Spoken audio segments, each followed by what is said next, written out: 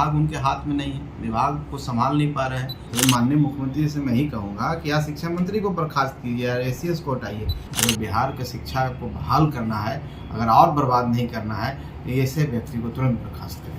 नमस्कार, live cities देख रहे हैं आप और मैं हूं आपके साथ निशा बर्नवाल।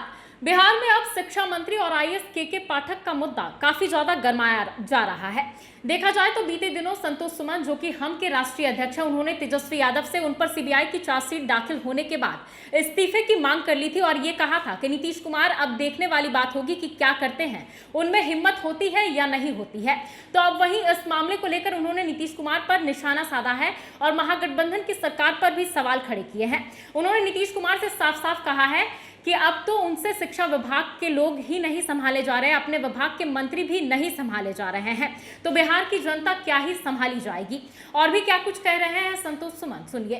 तो कहीं ना कहीं सिस्टम क्रैश हो जाता है और इसका बेहतरीन उदाहरण है अभी कि आप शिक्षा मंत्री अपने पदाधिकारी के खिलाफ पीत पत्र उनको जारी करना पड़ा। इसका मतलब है कि काम का स्तर और कोऑर्डिनेशन जिसको कहते हैं एकदम खत्म हो चुका है, सिस्टम को कोलैप्स हो गया। और ऐसे शिक्षा मंत्री को या ना रहे या ACS को हटाया जाए। तो माननीय मुख्यमंत्री से मैं ही कहूँगा कि या शिक्षा मंत्री को बर्खास्त कीजिए या ACS को हटाइए। नहीं तो समाज में क्या मैसेज देना चाह रहे हैं, लोग को परेशानी हो रही है। हमको जो पता चला है कि अपने तरफ से 2 फरमान जारी किए जाते हैं शिक्षा विभाग से, एक मंत्री जी की तरफ से जा रहा है और एक ACS की तरफ से जा रहा है। तो ये लोकतंत्र के लिए घातक है, इन चीज़ों से बचना चाहिए। और शिक्षा मंत्री तो भाई बड़े भोले हैं, वो रहना चाहते हैं, मीडिया में रहना चाहते हैं, उसके लिए कुछ उलूल जुलूल सी बातें वो करने के लिए माने जाते हैं। कभी रामचरितमानस को ले लें, कभी कुछ ले लें, तो उनको तथ्य से कोई मतलब नहीं है, कंटेंट से कोई मतलब नहीं है, काम से कोई मतलब नहीं है। और जिस तरह से बेरोजगार युवाओं पर, जो यहाँ के युवा हैं उनके ऊपर जो उन्होंने टिप्पणी की कि जिस राज्य में वो ऐसे शिक्षक की कमी है जो इंग्लिश पढ़ा सकते हैं, साइंस पढ़ा सकते हैं, बेतुका बयान के लिए जाने जाते हैं। मैं तो आपके माध्यम से ही आग्रह करूँगा मुख्यमंत्री जी से, अगर बिहार की शिक्षा को बहाल करना है, अगर और बर्बाद नहीं करना है, तो ऐसे व्यक्ति को तुरंत बर्खास्त करें। पर जो बातें समझ आ रही है उससे तो कोई भी व्यक्ति ही समझेगा कि विभाग उनके हाथ में नहीं है, विभाग को संभाल नहीं पा रहे हैं। एक बहुत बड़ा विभाग उनको मिला, उनसे अपेक्षा थी कि अच्छा चलाएंगे, पढ़े लिखे हैं और शिक्षाविद माने जाते हैं, लेकिन बातें तो उनकी कुछ और चल रही है। वो अपने विभाग में कम ध्यान देते हैं और मीडिया में आने के लिए ज़्यादा ध्यान देते हैं। तो माननीय मुख्यमंत्री जी को समझना चाहिए कि ऐसे लोगों को रखने से शिक्षा चौपट ही होगा, बहाल नहीं होगा।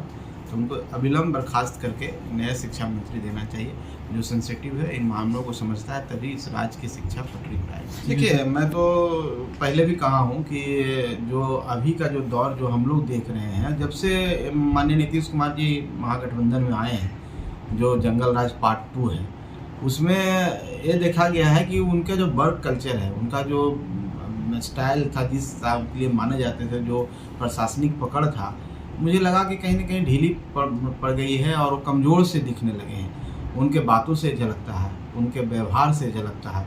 तो ये गठबंधन अनमने ढंग से हुआ, ये गठबंधन एक ईगो पर हुआ कि एक व्यक्ति को हम नहीं मानते हैं, इस कारण से हम गठबंधन चेंज कर देते हैं। तो गठबंधन ही एक तरह से इलीगल गठबंधन अगर कहें, जनता के नज़र में कहें, ऐसे गठबंधन को अविलंब हटना ही है, क्योंकि यहाँ पर सौदेबाजी हो रही है। यहाँ पर कोई व्यक्ति आया है मुख्यमंत्री बनने के लिए, इसी कमिटमेंट पर गठबंधन हुआ कि तेजस्वी यादव को मुख्यमंत्री बनाना। और जब मुख्यमंत्री बनाना है और नहीं बन रहे हैं तो प्रेशर दे रहा है, प्रेशर पड़ रहा है कि वो जल्दी से जल्दी हमको मुख्यमंत्री बनाइए, और यहाँ है कि हम नहीं हटेंगे।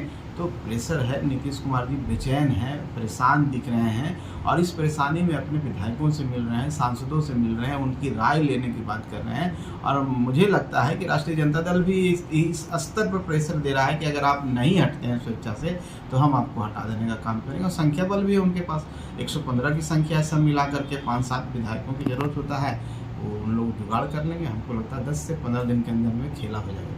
संतोष सुमन ने साफ साफ कहा कि जिस तरह से शिक्षा विभाग और IAS के पाठक में ठन गई है, दोनों के बीच पब्लिकली इस तरह से आरोप प्रत्यारोप किया जा रहा है, जिससे जनता के बीच क्या मैसेज पहुंच रहा है, ये एक बड़ा सवाल है। इसके साथ ही उन्होंने नीतीश कुमार पर आरोप भी लगाया और साफ साफ कहा कि नीतीश कुमार जिस तरह से पहले काम किया करते थे, पहले की जो उनकी कार्यशैली थी, पहले वो तुरंत ही एक्शन लिया करते थे, लेकिन अब ऐसा लग नहीं रहा है कि वो ऐसा कुछ भी करने वाले हैं। उन पर प्रशासन की पकड़ भी ढीली हो चुकी है, ना ही वो शिक्षा विभाग को संभाल पा रहे हैं, ना ही वो शिक्षा विभाग के मंत्री को संभाल पा रहे हैं, और अब ये मुद्दा भी गर्माता जा रहा है।